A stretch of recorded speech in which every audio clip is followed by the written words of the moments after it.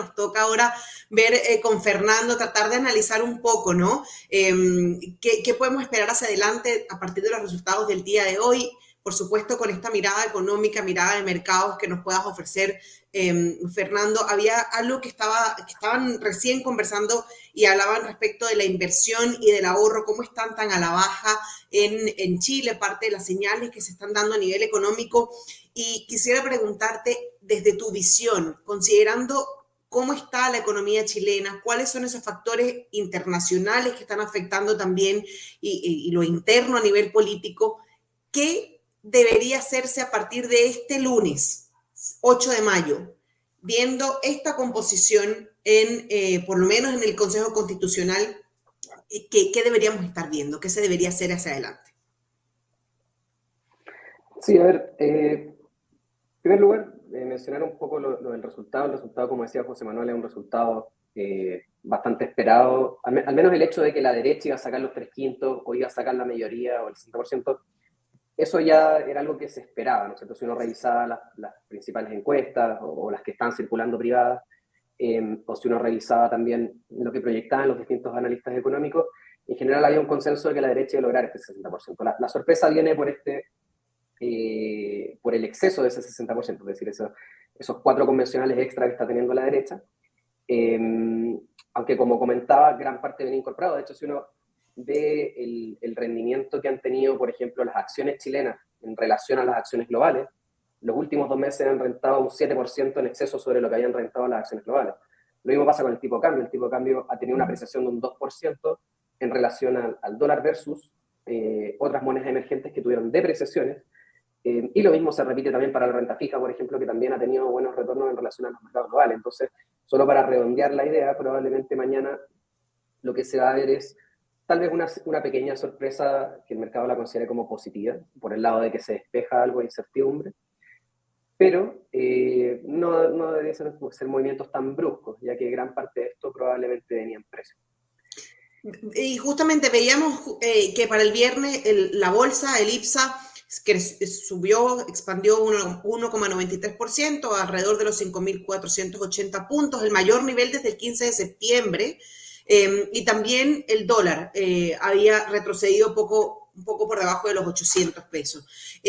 Esto, si bien eran como señales de lo que estaba esperando el mercado, de lo que iba a pasar el día de hoy, pero hacia adelante, está bien, tenemos esta composición, era esperado, pero se viene un proceso relativamente quizás complejo o de negociaciones, como lo venía hablando también José Manuel Silva. Esto, ¿cómo va a estar comportándose los distintos factores económicos, los distintos indicadores económicos? Por lo menos, si bien no esta primera semana, pero sí hacia adelante, como te decía, considerando además todos los factores internacionales e internos que están también afectando la economía. Sí, a ver, acá tengo una opinión de que los últimos 2 años o 3 años, la discusión o el debate público se ha centrado mucho en el debate constitucional y en su momento en cómo sigan votando los distintos principios de la propuesta de constitución anterior. Ahora, sin embargo, eso no tuvo un gran impacto, yo creo, a mi juicio, en lo que es la economía doméstica en el corto plazo, ¿ya? En general, la economía en los últimos 2 años ha estado impulsada, se ha estado moviendo por otros drivers, como por ejemplo la situación del COVID, como por ejemplo la inflación global, lo que pasó en su momento con las cadenas de suministro, el alza del precio de los commodities que tuvimos, y sobre todo en el ámbito local por los retiros provisionales. No ha sido tanto el efecto, el efecto en la economía, en la práctica, lo que ha generado el debate constitucional o los resultados que hemos tenido en estas últimas elecciones. Por lo tanto, por el menos en la economía de corto plazo, y dado que la forma en cómo se va a determinar la escritura de la nueva convención, que tiene unas reglas que tienen unas bases mucho más definidas, ¿no es cierto? Y que las modificaciones requieren quórums elevados para modificar lo que ya tiene lo que ya propuso lo que ya propusieron los expertos, ¿no es cierto? Hace que este proceso no creo que tenga un impacto en la economía en el corto o mediano plazo, ni a nivel de inflación, ni a nivel de datos de economía, de datos de actividad, como por ejemplo IMASEC o producción industrial, etc. Sí, lógicamente tiene un efecto de largo plazo, como mencionaba José Manuel, probablemente el efecto más poderoso y que debe ser lo que debiesen intentar impulsar los distintos convencionales es recuperar la inversión, ¿no es cierto? La Exacto. formación bruta de capital fijo en Chile viene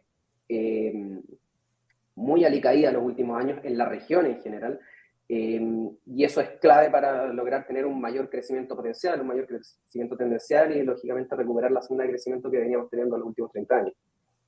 Fernando, ¿y qué señales precisamente se envían hoy para esa inversión que ha caído, que lo venía también diciendo José Manuel, que ha estado un poco paralizada?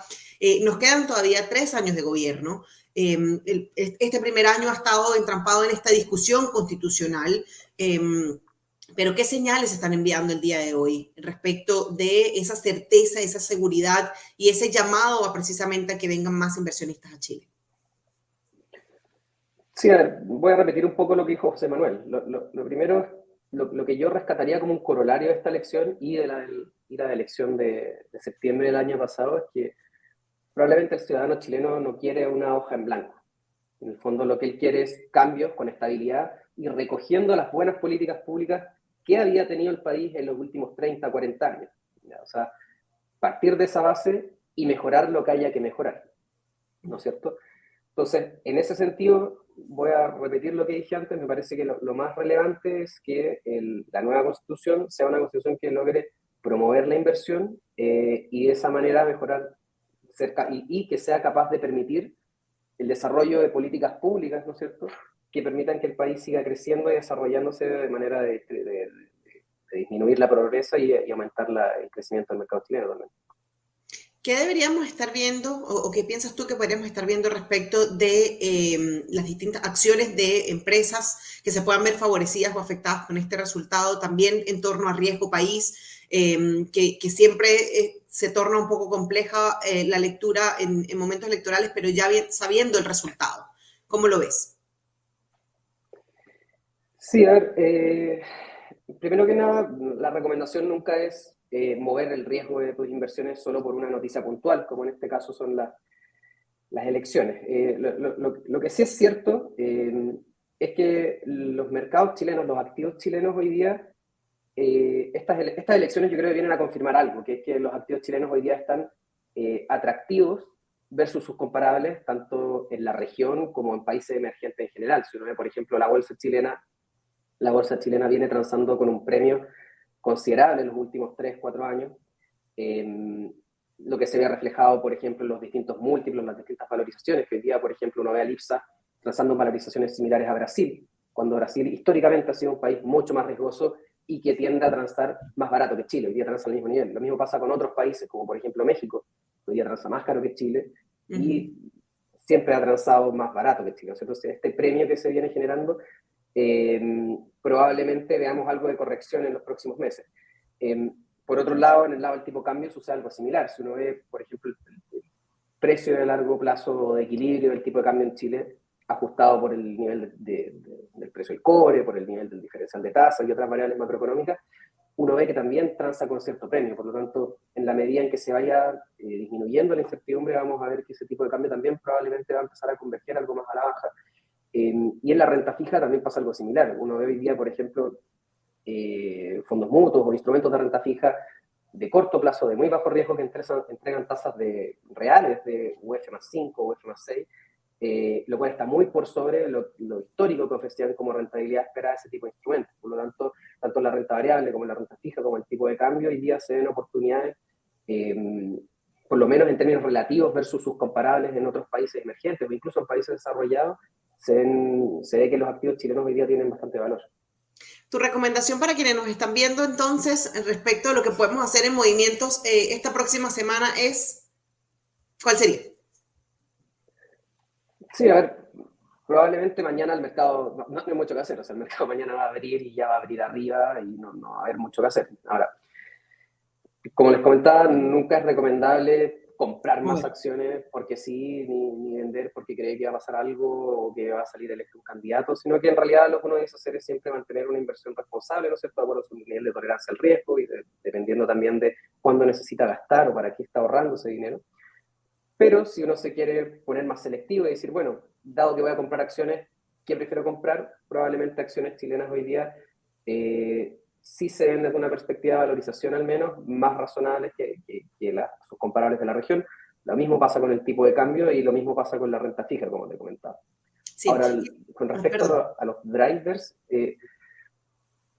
desde las elecciones de septiembre del año pasado, en general los mercados chilenos se han movido mucho más influenciados por lo que pasa en el escenario externo, es decir, se han acoplado tanto a la bolsa americana, el tipo de cambio se ha acoplado también al movimiento que ha tenido el dólar global, ¿no es cierto? Sí. Y la renta fija a lo que sucede con la política monetaria estadounidense. Por lo tanto, dado que este es un proceso que, de nuevo, está mucho más enmarcado y tiene unas bases mucho más bien definidas, probablemente el escenario va a seguir siendo el mismo, es decir, los activos chilenos van a seguir teniendo un correlato con los activos extranjeros, pero sí creemos que va a haber oportunidades, lógicamente, de corregir este premio histórico del que comentaba antes.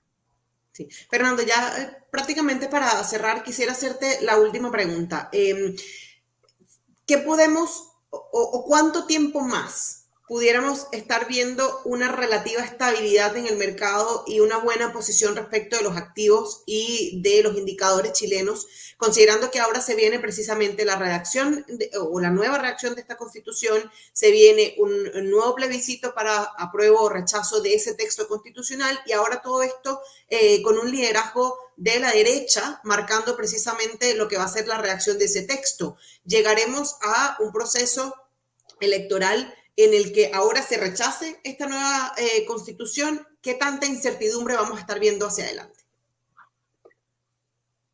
Sí, a ver, como te comentaba, a los mercados lo que les interesa es no tener incertidumbre, ¿no es cierto? Entonces, si se llegase a rechazar la propuesta de constitución en diciembre y eso implicase que se tiene que reabrir otro proceso y así hasta la eternidad, lógicamente eso sería algo negativo para los mercados porque sencillamente tienes más incertidumbre tanto para la economía como para lo que pase con las distintas empresas en el largo plazo. Por lo tanto, va a ser muy importante cómo se va, a medida que nos acercamos a diciembre, cómo se va configurando la votación de apruebo o rechazo con respecto a esta constitución. Ahora, como te repito, en el corto plazo yo creo que Sí. los drivers y los factores que van a determinar el movimiento de los mercados durante los primeros meses, los próximos meses, van a seguir siendo los mercados internacionales y no creo que sea tan relevante en un principio lo que suceda en las votaciones día a día en la convención. De hecho, recordemos que el año pasado la volatilidad, por ejemplo, del tipo de cambio, cuando llegó a 1.000 pesos, fue en julio, ¿no es cierto? Que fue cuando casi ya estábamos terminando la constitución, no fue al principio. Por lo tanto, me parece que va a haber probablemente un periodo de calma durante los próximos meses, de menos volatilidad, pero que sí, tal vez ya cuando nos acercamos a la votación de diciembre vamos a ver un poco más de movimiento.